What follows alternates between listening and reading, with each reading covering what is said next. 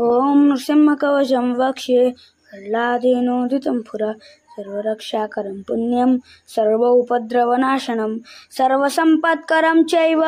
स्वर्गमोक्षप्रदायकं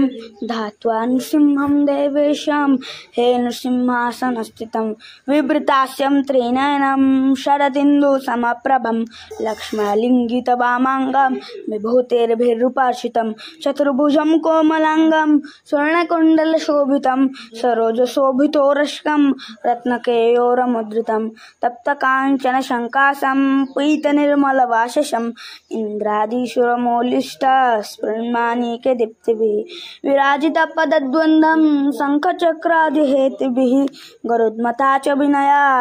स्तूयमानं मुदान्वितं स्वहरुत्कमलसंवासं कृत्वा तु कवचं पठेत् नृसिंहो मे शिरः पातु लोकरक्षा